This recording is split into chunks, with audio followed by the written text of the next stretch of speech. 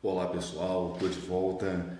Para quem não me conhece, sou o professor Marcos Vinícius, professor do Seminário Teológico Maranata, sempre correndo contra o tempo, nem sempre podendo estar aqui gravando e falando com vocês, mas de volta para repartir o nosso último vídeo que ficou enorme. Acho que ficou talvez contraproducente para muita gente. Teve gente que viu de uma vez só e gostou, né? E a gente teve conteúdo o tempo todo. E teve gente que achou muito grande, que seria melhor parcelar. Eu vou tentar adotar vídeos menores e tentar produzir mais na internet para a gente ter contato maior, semanal, se possível, tá legal? E a gente está sempre analisando aí alguma coisa importante ou interessante da palavra de Deus. Nosso tema está aí no vídeo, o que é um profeta. 5 termos em hebraico e um termo em grego, tá? Ou seja, 5 termos do Antigo Testamento e um termo do Novo Testamento. Esse tema se reveste de uma importância muito grande diante do que nós vemos hoje dentro da igreja. A quantidade de distorções que ocorrem com relação ao dom profético e a função do profeta hoje na nova aliança. Eu vou começar muito devagar aqui neste vídeo, apenas falando 2 termos, para então a gente depois evoluir para outros assuntos a mais, tá? A gente trataria numa disciplina aí de Antigo Testamento 2, falando sobre profetas, né? Passando a Torá, então falando sobre profetas. É a minha pesquisa, tá? Para quem vai me ver falando muito do assunto, não é porque eu seja vidrado no assunto, mas é porque é a minha linha de pesquisa, é isso que eu vou prosseguindo pelo meio acadêmico a fazer, tá legal? É claro, sim, o tema me encanta, né? Então vamos lá, quais são as palavras que o Antigo Testamento utiliza para se referir a um profeta? Bem, a gente vai encontrar um termo que é bem curioso, que é o termo vidente. E o termo vidente já desperta celeuma nas pessoas, né? Caramba, como assim um vidente, né? Você quer dizer então que tem um cara com um turbante e uma pedra aqui e ele está adivinhando o futuro e vendo o mundo espiritual? Como assim? Isso só pode ser um bruxo, né? O curioso é que a palavra de Deus apresenta este termo tanto em português quanto em hebraico. Então eu quero ir com você lá em 1 Samuel 9:9. Tá? É muito curiosa essa passagem, porque ela ajuda a gente a começar a entender melhor o que era o ofício de profeta, tanto no Antigo quanto no Novo Testamento. Diz assim: antigamente em Israel, indo qualquer consultar a Deus, dizia: vinde e vamos ao vidente, porque ao profeta de hoje antigamente se chamava vidente. Então, olha só, qual é o termo que o hebraico utiliza lá nos manuscritos do Antigo Testamento? A palavra hebraica é roê. E o roê seria aquele que vê, seria vidente, tá? Alguém que é capaz de enxergar o mundo espiritual. Alguém capaz de ver não por uma visão desses 2 olhos, mas por uma outra visão que o desse condições de enxergar realidades espirituais, seres espirituais, enxergar uma série de elementos que está ao redor, numa percepção realmente extrasensorial. E eu coloquei um vídeo que causou muita polêmica na minha página, deu muita curtida, mas também causou muita polêmica, que era um vídeo de um profeta falando da vida da pessoa, falando intimidades e revelando muita coisa. E muita gente comentou que só poderia ser bruxaria, afinal de contas um profeta não fala dessas coisas desse jeito, dessa maneira. Vou pegar a mesma passagem, 1 Samuel, capítulo 9, versículo 6, para a gente poder ler. Qual o contexto? Saul tinha perdido a sua jumenta. Então era uma questão de um objeto, um bem particular. Tá? Ele perdeu a sua jumenta. E aí ele vai procurar alguém que o ajude a achar essa jumenta. Olha só. Porém, ele lhe disse, alguém falando com Saul, né? Eis que há nesta terra um homem de Deus, e honrado é. Tudo quanto diz sucede assim, infalivelmente. Vamos lá agora, porventura, nos mostrará o caminho que devemos seguir.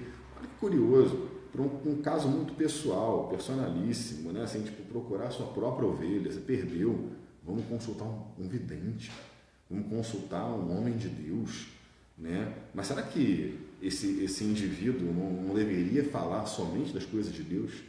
Não seria a função dele? Ele vai dar localização de jumenta, GPS de jumenta, tá legal? Olha só. Então Saul disse ao seu moço: eis, porém, Vamos lá. Eis, porém, se lá formos, que levemos, o que levaremos então a este homem? Porque o pão de nossos alforjes se acabou, e presente nenhum temos que levar ao homem de Deus. Que temos? Então eles até se preocuparam em levar alguma coisa para ele, né? De que fosse pão, que fosse uma oferta, que fosse alguma coisa. E o moço tornou a responder a Saul e disse: Eis que ainda se acha na minha mão 1/4 de um siclo de prata, o qual darei ao homem de Deus para que nos mostre o caminho.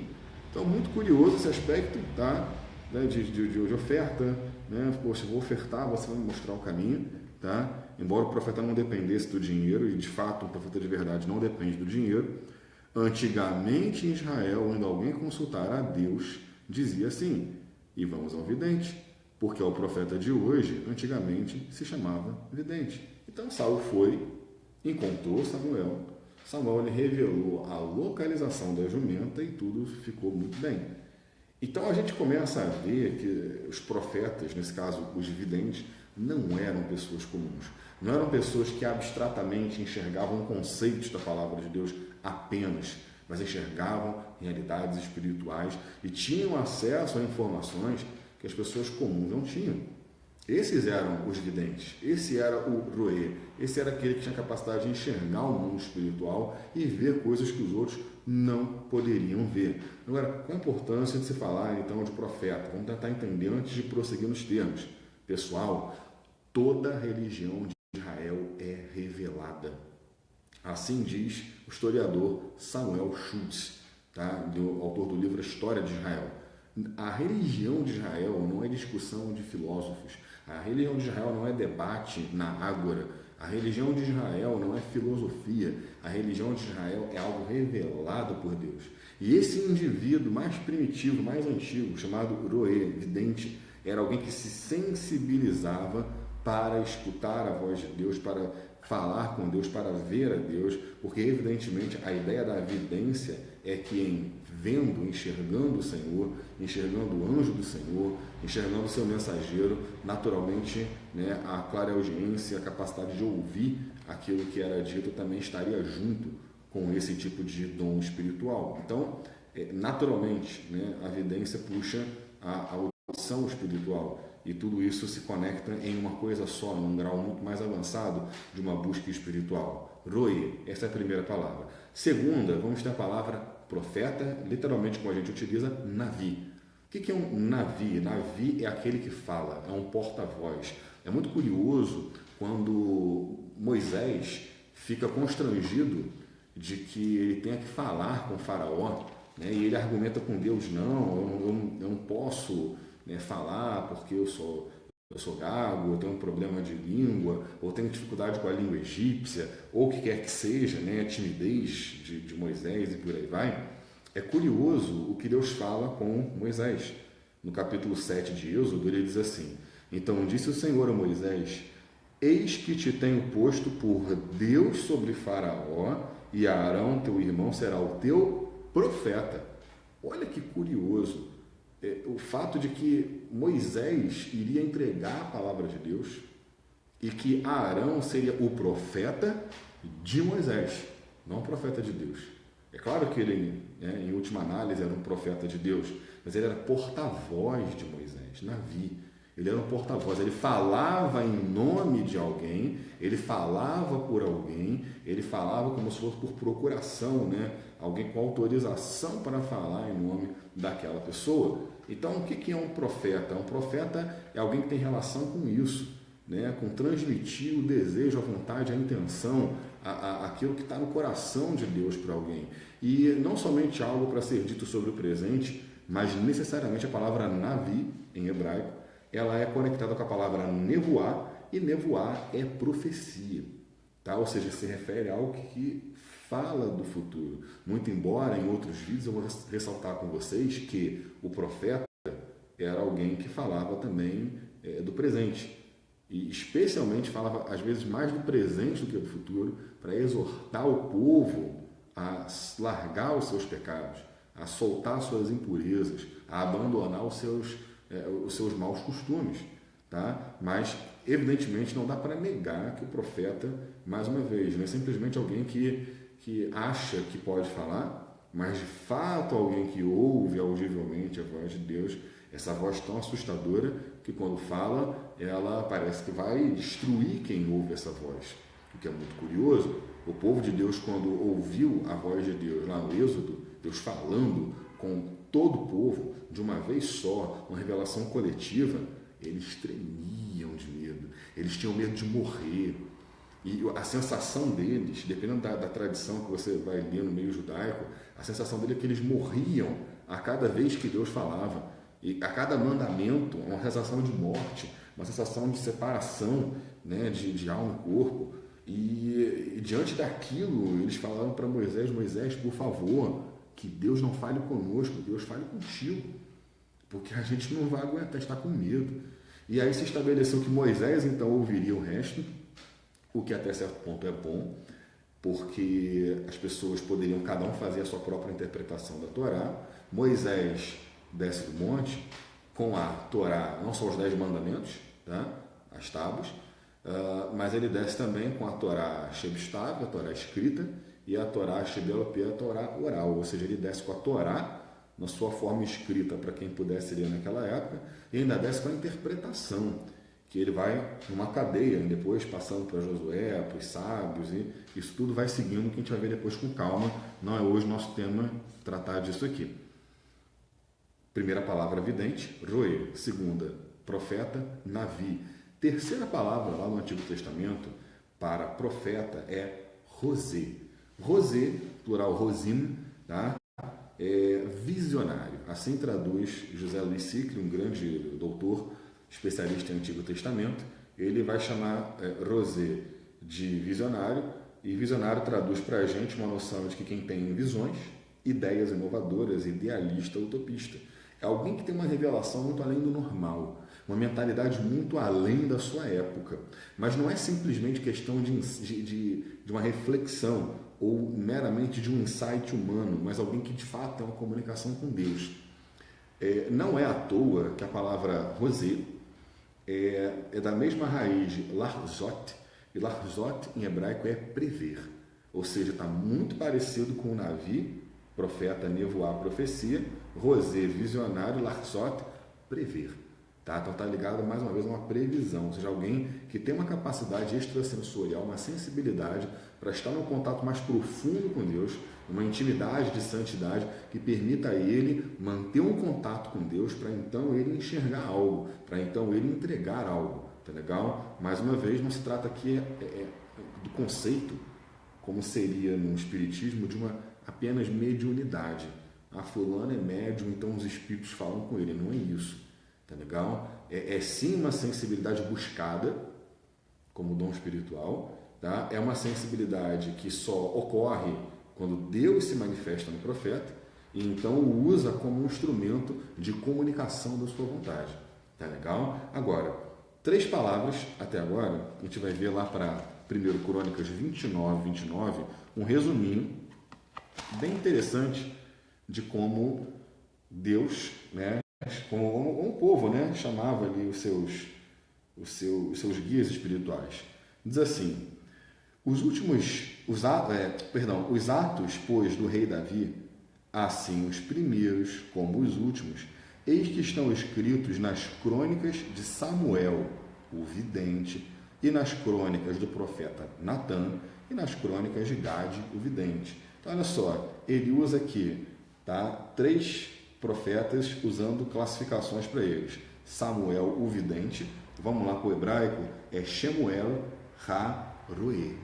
Tá? Então, Shemuel é Samuel, Ha-Roê, então Samuel, o vidente, aquele que vê.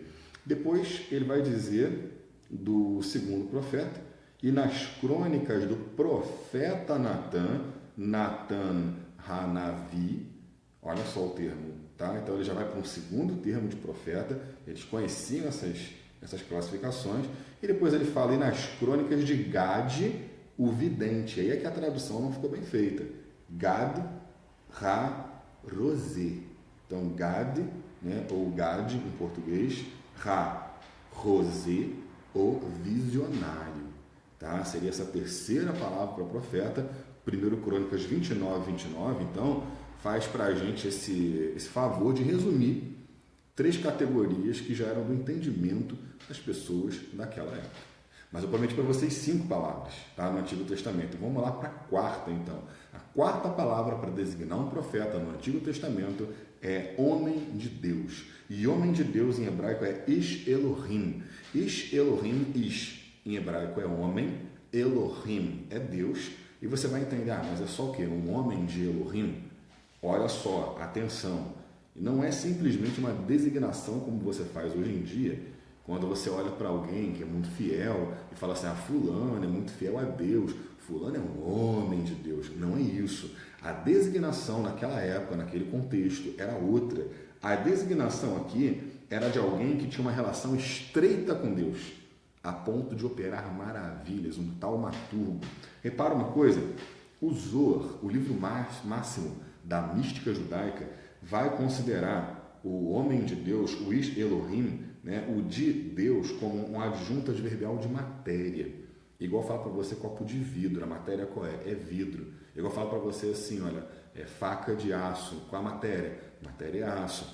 Então, homem de Deus, adjunto adverbial de matéria, ele é feito por Deus. Você entende um homem constituído por Deus, com a face de Deus, com o coração de Deus, com a maneira dele de sentir e pensar. Ele é formado por Deus, ele é um Ish Elohim.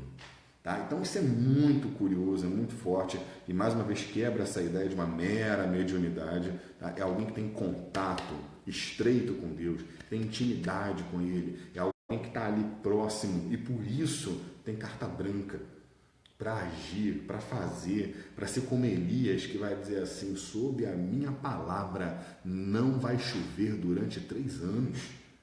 E não foi assim, porque eis que Deus falou, não, Deus não falou sobre a minha palavra.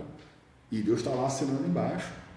Isso é muito curioso. É muito curioso as pessoas chegando perto de Elias, né? Isso no final da vida dele, e os exércitos de Jezabel tentando, né, levar ele à força para Jezabel, ele responder, se eu sou homem de Deus, que desça fogo do céu. E eu, queima todo mundo. Você está entendendo? Então, o que é isso? Isso é um homem de Deus, um homem de Elohim, que ele tem carta branca. Você entende? A confiança que Deus tem nele é enorme, porque ele tem a mente de Deus junto com ele. Ele pensa como Deus pensa. Então, Deus tem confiança de entregar a ele certos poderes que são típicos de alguém que tem o mesmo caráter de Deus. E isso é muito curioso, isso é muito forte. A última palavra, então, em hebraico, para profeta, é o que você conhece por atalaia, tsofé.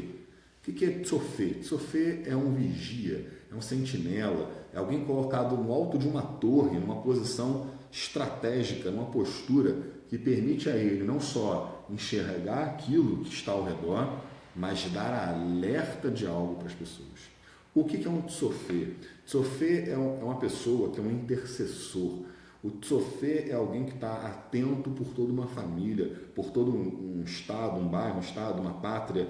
Tsofé é aquela pessoa que se coloca a enxergar as regiões espirituais, a se sensibilizar para as regiões espirituais, para perceber o que está acontecendo e então dar o aviso. E ele se torna responsável por aquilo que ele ouve da parte de Deus, por aquilo que ele vê, por aquilo que ele percebe, por aquilo que ele sente, né? Por aquilo que de alguma maneira ele capta. A palavra tsofé vem do hebraico litzpot, e litzpot é observar, tá? Seria aquele lá, igual aquele ser mitológico, né? Que tem um olho no meio e vários olhos ao redor, tá? Ele está olhando para todos os lados. Esse é o atalaia, esse é o tsofé. Então, olha só, 5 palavras no Antigo Testamento, tá? Que seriam Roê, vidente, Navi, profeta, Rosé é o visionário, Ish Elohim, homem de Deus, Tsofé, atalaia, e aí sobra uma última palavra lá no Novo Testamento, já para a gente poder então fechar essa noção, profetas.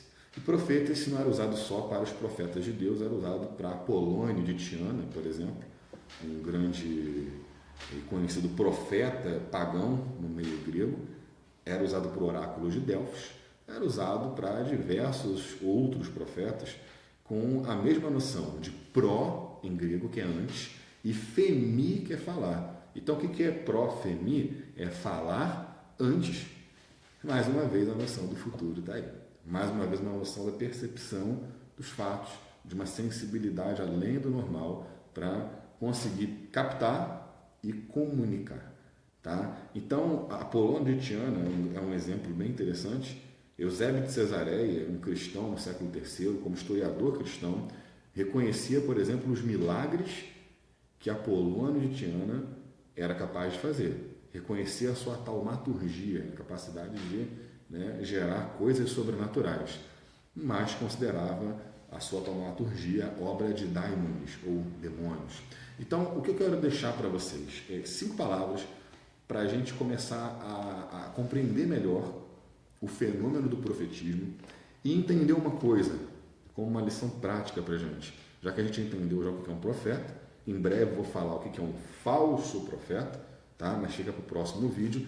A parte final, que eu acho que vale a pena deixar para a gente, é 1 Coríntios 14:1, que diz assim: segui a caridade e procurai com zelo os dons espirituais, mas principalmente o de profetizar. Olha a mentalidade de Paulo. Muitos enxergam o apóstolo Paulo apenas como um homem racionalista, mas não enxergam Paulo como um homem místico, como um homem de busca intensa do poder de Deus. Paulo, ele conseguia ser as duas coisas, um homem muito racional e um homem muito espiritual. E normalmente as pessoas fragmentam Paulo para um lado ou para o outro, e ele era essas duas coisas ao mesmo tempo.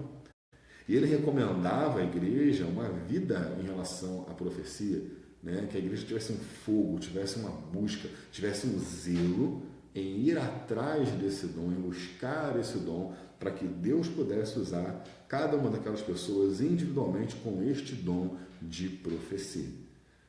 Vou parar por aqui, tá?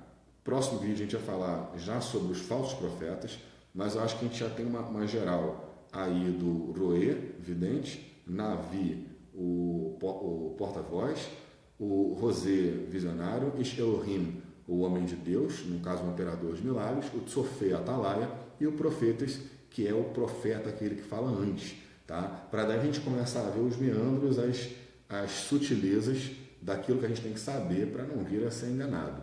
Que Deus te abençoe, curta o nosso vídeo, curta a nossa página, compartilhe com os seus amigos. Esse vídeo vai lá para o Facebook, para a página Cabala Cristã, e se você quiser ter um contato mais próximo comigo, você pode me procurar no grupo do Facebook Cabala Cristã, Beit Mekubalim. A gente pode conversar lá pela internet. No Rio de Janeiro, você pode me encontrar no Seminário Teológico Maranata, tá? Onde eu dou aula ali de português 1 e 2, hermenêutica e literatura cristã. E pode me procurar nas páginas Meditoterapia, onde nós falamos de meditação, a sua forma terapêutica, e também em Neuroteologia, onde nós falamos da busca que é feita a Deus, mas com a análise cerebral, a análise que tem sido feita em muitos laboratórios ao redor do mundo. Que Deus te abençoe, fique na paz, uma boa noite para vocês. Tchau, tchau.